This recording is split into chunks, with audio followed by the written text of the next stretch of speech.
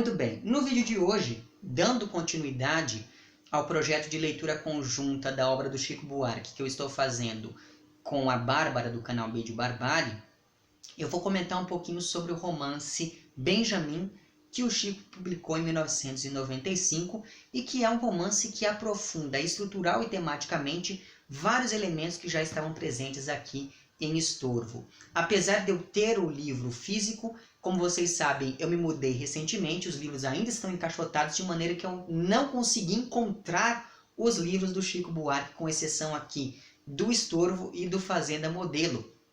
De maneira que eu tive que ler todos os outros livros dele até agora, e eu já estou no Irmão Alemão, eu tive que lê-los em PDF, apesar de ter os livros físicos, mas fazer o que, não é verdade? Enfim, como eu falei para vocês então, o Benjamin é um livro que aprofunda várias das questões que já estavam postas em Estorvo, e algumas dessas questões são, nós temos aqui em ambos os livros uma narrativa, ou narrativas oníricas e vertiginosas que tornam ambígua a relação entre sonho, delírio, projeção e realidade. Além disso, em ambos os livros nós temos ali um cenário urbano marcado pela efemeridade, pela violência e pelo caos, e além disso nós temos ali uma não linearidade, o que acaba fazendo com que essas narrativas se tornem absolutamente circulares, graças, primeiro, à presença de recuos e avanços temporais, e segundo, graças à repetição ou à circularidade de algumas cenas, e isso vai se potencializar quando nós pensamos em Benjamin. Ou seja, o tempo e o espaço são, nesses romances, elementos movediços na estrutura das narrativas. Para além disso, tanto em Estorvo quanto em Benjamin, nós temos a abordagem de personagens que acabam, digamos, figurando, representando uma classe média corrompida moral, social e psicologicamente. Tanto é assim que, em ambos os romances, nós estamos falando de personagens perturbados, obcecados, sem destino certo, marginalizados, que se distanciam de tudo aquilo que se esperaria de alguém da classe média, e etc. e tal. Além disso, em ambos os livros, a questão da memória acaba entrelaçando o individual e o coletivo, o pessoal e o nacional, e esse recurso em Benjamin vai acabar se entrelaçando, por sua vez, a questão visual, graças ao arquivo de fotografias mantido pelo personagem protagonista. Dessa vez nós não estamos mais falando de um narrador em primeira pessoa, mas ainda assim essa questão do protagonismo do personagem título é de extrema relevância. Outro elemento que vai acabar aproximando esses dois romances é a questão da identidade, seja na ausência de um nome em Estorvo, seja na ironia da escolha do nome do personagem título de Benjamin. Isso porque Benjamin é um nome bíblico que significa o filho mais novo ou o filho bem amado. Só que o problema é que no romance do Chico Buarque, o Benjamin já não é nem bem amado e nem tão novo, porque ninguém o quer e ele já envelheceu. Além disso, a identidade vai para um primeiro plano quando nós pensamos em um personagem que muda de nome para começar a sua carreira política, e isso também vai estar presente lá em Benjamin.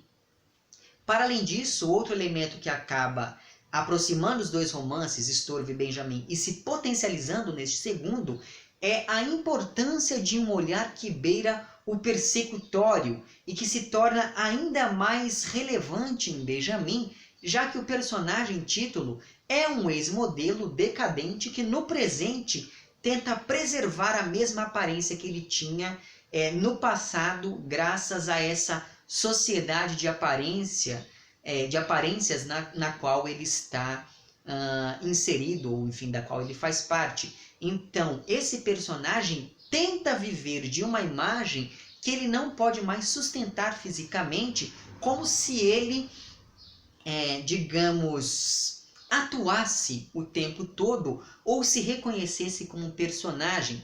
Então, por exemplo, esse personagem finge que fuma, mas ele não gosta de fumar, ele usa óculos mesmo sem precisar, ele pensa que só pelo fato dele ter cabelos brancos ele já é uma pessoa moralmente correta e coisa do tipo. Então veja que ele monta todo um personagem que é baseado em ações, é baseado no modo como esse sujeito se comporta.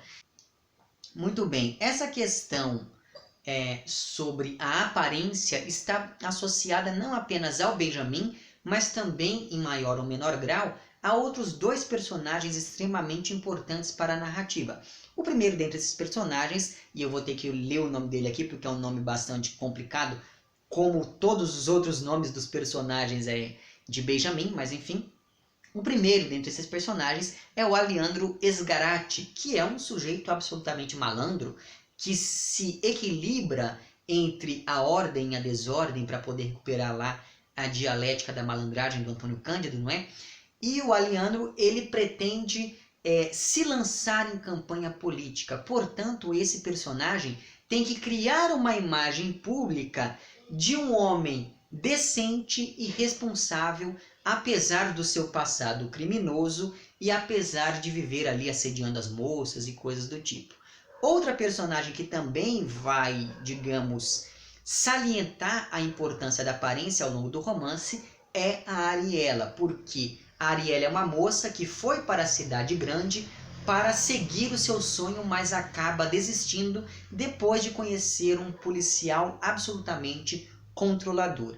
Então, para poder sobreviver ali naquele novo ambiente, a Ariela acaba precisando trabalhar como corretora de imóveis e por isso ela vai aos poucos deixando de lado a ingenuidade e se adaptando à malandragem, à maldade de modo próprias ali da cidade grande, de modo a usar a própria imagem para conseguir aquilo que ela quer. E é graças a esse recurso da personagem que ela acaba se aproximando do Benjamin em um determinado momento. Só que essa malandragem da personagem, né, da Ariela, nem sempre é benéfica, já que ela vive sendo assediada pelos clientes de maneira muito séria em pelo menos um dos casos. Ou seja, essa personagem usa a própria imagem, mas ela vai aos poucos sendo engolida por essa lógica do ambiente urbano violento, caótico, marcado pela desigualdade, pela pobreza e etc. E uma coisa bastante relevante sobre a profissão do próprio Benjamin é que ela acaba colocando em relevo os processos, digamos, de coisificação do indivíduo e de individualização da coisa, porque afinal de contas, o personagem Benjamin é apenas um instrumento que movimenta a compra e venda de mercadorias. Então, o sujeito é só uma coisa, ao passo que as mercadorias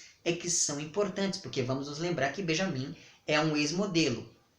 Portanto, a profissão de modelo demonstra o aprofundamento do capitalismo em uma determinada sociedade regida por uma lógica de mercado que se apropria da imagem do sujeito.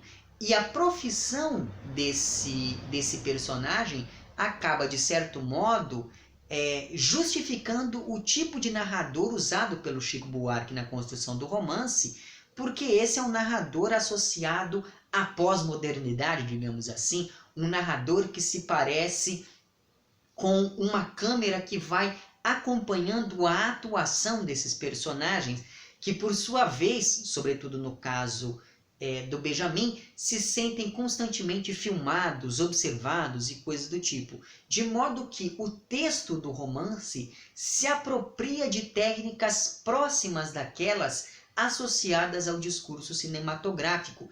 E isso fica evidente graças às oscilações, muitas vezes sutis, entre o passado e o presente do indicativo, que acaba dando, e essas oscilações acabam dando a ilusão de simultaneidade entre narração e narrativa, entre aquilo que foi vivido e aquilo que está sendo contado. E evidentemente que esse procedimento acaba distanciando o narrador e o personagem, de maneira que o romance é narrado não mais em primeira pessoa, como no caso aqui de Estorvo, mas sim em terceira pessoa. Só que é sempre bom notar que esse narrador permanece ao mesmo tempo tão ligado ao personagem título que isso acaba induzindo o leitor a tomar como verdades os delírios desse personagem. Pois bem, postas todas essas coisas, que vocês sabem que eu gosto de fazer essas introduções enormes, mas enfim, o romance começa quando o Benjamin está esperando que um sujeito o mate e enquanto isso, enquanto espera por essa morte ali iminente, o narrador acaba empreendendo uma analepse, ou seja, ele volta no tempo de modo a mostrar ao leitor, como acontece ali em um filme, como foi que as coisas chegaram até aquele ponto. Ou seja, assim como acontece com a Madeleine lá do Proust, em Busca do Tempo Perdido, a iminência da morte é um instrumento que acaba ativando o exercício de rememoração do personagem. Então, o que é narrado ao longo do romance foi lembrado por esse personagem durante o último momento ali de vida que ele tem diante daquela morte iminente. Pois bem, quando jovem, como eu já falei para vocês, o Benjamin era modelo, ou seja, ele explorava comercialmente a própria imagem e graças a isso ele podia sair com quem ele quisesse. Uma das moças com quem ele se relaciona é uma moça que se chama alguma coisa Beatriz. Eu não me lembro do primeiro nome dela, mas enfim, vamos chamá-la de Beatriz aqui para ser mais didáticos ao longo do vídeo. Pois bem, a Beatriz era uma jovem politicamente engajada que acabou sendo morta pelos militares por culpa do próprio Benjamin, porque o Benjamin era um sujeito completamente alienado, que não percebeu que estava sendo seguido enquanto tentava descobrir com quem a Beatriz o estava traindo. E essa pessoa com quem a Beatriz o estava traindo era um professor que tinha entrado para a clandestinidade ali, né, para, enfim, as guerrilhas e coisas do tipo. Ou seja, assim como os personagens do presente jogam com a imagem e com a identidade, os personagens do passado também fazem isso, só que dessa vez por uma necessidade política, digamos assim. O curioso é que o Benjamin vai ser fuzilado no mesmo lugar onde fuzilaram a Beatriz no passado.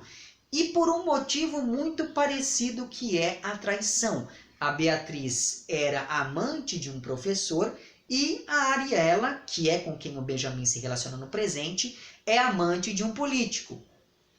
E de um político não, mas de um policial que acaba se envolvendo ali com as milícias e coisas do tipo. E esse detalhe da traição acaba espelhando o passado e o presente, de modo que é quase como se um fosse o duplo do outro.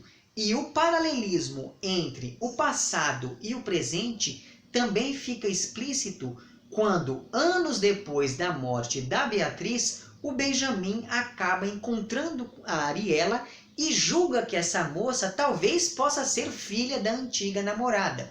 E essa confusão que o personagem cria nos mostra que ele ainda se sente culpado pela morte da namorada do passado. E vamos nos lembrar que a culpa é muito cara a esse universo judaico-cristão evocado pelo nome do personagem título, de modo que me parece que a culpa é a principal causa dos delírios e da perturbação desse personagem. Então, a Ariela surge na narrativa como esse estranho familiar, digamos, como esse elemento inquietante, sinistro, que mistura os tempos, de modo que a namorada do passado se confunde com a namorada do presente. Só que, como o narrador está narrando tudo sob a perspectiva do Benjamin, nós não sabemos se de fato as duas são parentes e nem sequer se elas são parecidas.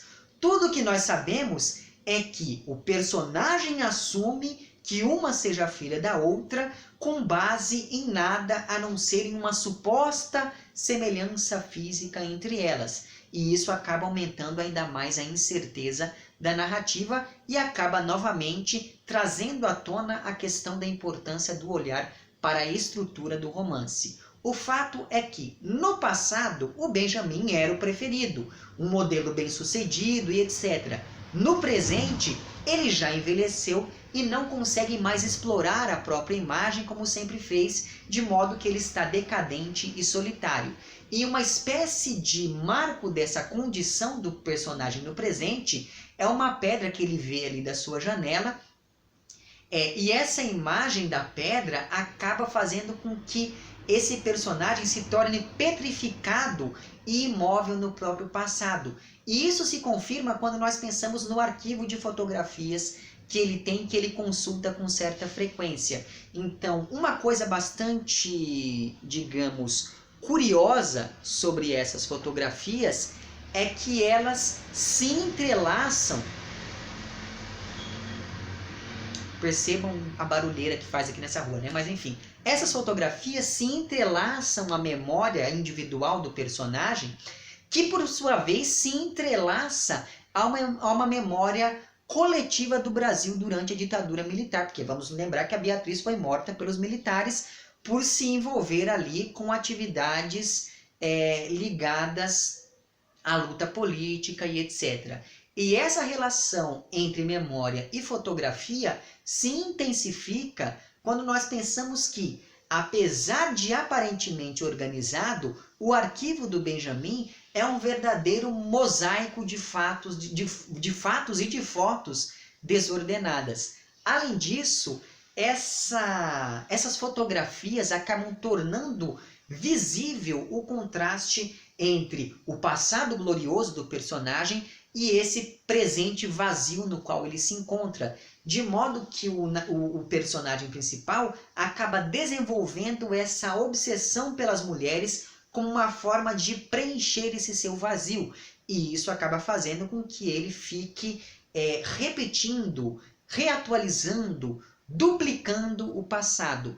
Só que, nesse processo de recuperação do passado, o Benjamin acaba não apenas ressuscitando a Beatriz, mas também reatualizando o próprio fracasso. E é por isso que ele morre no mesmo lugar e da mesma forma como morreu a Beatriz anos antes.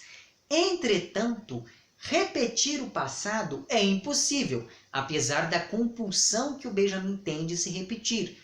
Por isso, ao longo do romance, são vários os reflexos e os paralelos entre o passado e o presente, seja quando nós pensamos nesses personagens, mas também quando nós pensamos ali nesses lugares e nessas situações que vão sendo narradas. Agora, para saber como todos esses reflexos vão levar o personagem à morte, você vai ter que ler o livro, evidentemente, certo? E eu não vou falar mais nada. Enfim, é isso. No próximo vídeo nós vamos conversar um pouquinho sobre Budapeste, que eu também já terminei de ler. Enfim, se você gostou do vídeo, não esqueça de curtir e de compartilhar. Caso você não tenha gostado, não deixe de dizer lá embaixo por que não gostou. Eu vou deixar lá embaixo o link para uma playlist onde você pode encontrar outros vídeos deste mesmo projeto, tanto os meus quanto os da Bárbara, e eu sugiro que você acompanhe todas essas nossas discussões. Se você está inscrito no canal, muito obrigado pela sua inscrição. Caso não esteja inscrito, considere se inscrever também lá embaixo. Um amplex para vocês todos, até o próximo vídeo e tchau!